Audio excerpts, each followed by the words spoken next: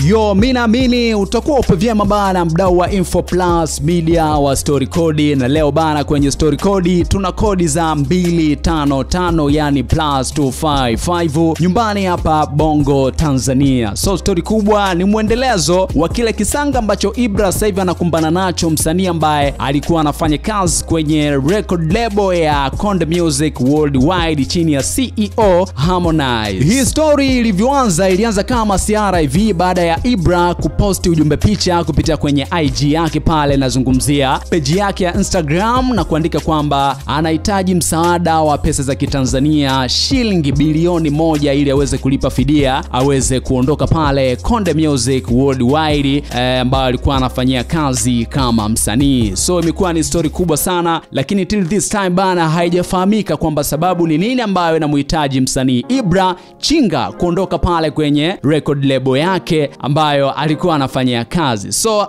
tunapozungumza mimi na wewe mpaka sasa hivi hapa bana, mambo yamekuwa ni makubwa kinoma noma hivi baada ya kufika kwenye baadhi ya vyombo vya kiserikali ikiwemo kama mahakamani pamoja na BASATA. So Ibra aliposti picha ambayo Harmonize aliposti kupitia kwenye Insta story yake. So baada ya Ibra kuipata ile posti, akaichukua na kuiweka ama kuiposti kwenye account yake mwenyewe kama Ibra na kuandika description ama maelezo ambayo yalikuwa na ujumbe mrefu kinoma noma hivi. So kwenye ile content ya ule ujumbe, moja kati ya kitu ambacho watu wengi sana wamekistaajabu kwenye ile posti pale, baada ya Ibra kuonekana kama aliitwa chumbani kwa Harmonize alafu afanye kama mazingira fulani hivi ya upididi noma sana hii. Usiku wa jana kuamkia leo, Ibra bana alienda zake pale BASATA, lakini baada ya kutoka pale ya kuhitaji kuzungumza kitu chochote kile pale na waandishi wa habari, ila tu amesema kwa sasa hivi bana issue ipo kwenye sheria zaidi, yani kuacha tuone sheria zungumze na yeye hataweza kuzungumza kitu chochote kwa time hii hapa. So kwa upande wa pili kubana anazungumzia usafini huku. Kuna story kubwa sana ambayo pia imepata nafasi ya kuchukua headline baada ya Baba Levo pamoja na boss wake Lukuga, mwenyewe waga anapendaga kumuitaga hivyo bana. Hapa namzungumzia Diamond Platinum Chibu Dangote, baada ya kushare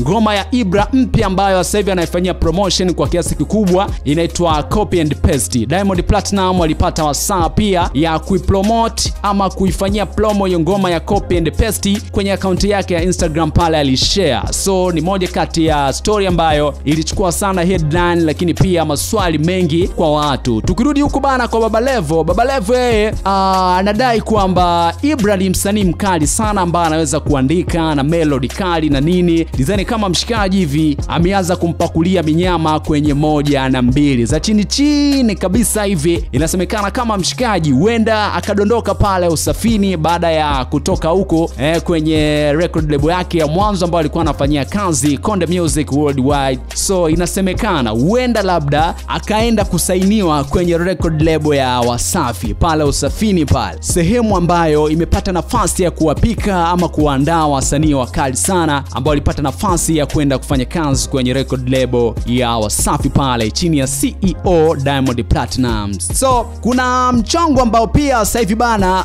unatembea kwenye 1 na 2 ambayo inamhusu Fobi. Fobi ni moja kati ya msanii ambaye yeye anafanya shughuli zake za sanaa pasi na kumshirikisha mtu yoyote, ama kifupi yani jamaa ana timu yani. Leo yupo huko anafanya show, maybe kesho yuko pale na nini, hizo harakati zote yeye mwenyewe ndo ambaye anayesimamia. Kwa hiyo Fobi ana management, Fobi bana ana timu, ana nini, yeye shughuli zake za muziki anaziendesha yeye kama yeye. So baada ya kuipata history ya Ibra kwa kisanga macho kinachomkuta sasa hivi, Fobi akapata nafasi ya kushare story fulani kama ujumbe fulani hivi kupitia kwenye Insta story yake, na kitu ambacho alichokiandika Fobi ni hiki, hapana kinukuu: record label nyingi za Bongo unaingia ukiwa safi, unatoka ukiwa mchafu, mifano ipo, ndo maana mimi niliamwaga kujipambania tu, hata kama safari ni ndefu yenye miiba na makorongo kiasi gani, ila unafika ukiwa na uhuru na amani. Kama unaweza kujipambania, wewe jipambanie tu, Mungu hajawahi kuwa na upande. So hicho ndo kitu ambacho msanii Fobi aliamua share baada ya kuipata history ambayo inamhusu Ibra sasa hivi, kisanga kirefu kinoma noma hivi. So design kama anajitahidi hivi kuwakumbusha wasanii wa Bongo kwa hiki kitu ambacho kinachoendelea, hususan inapokuja swala la msanii kuhitaji kuondoka kwenye record label fulani alafu alipe fidia.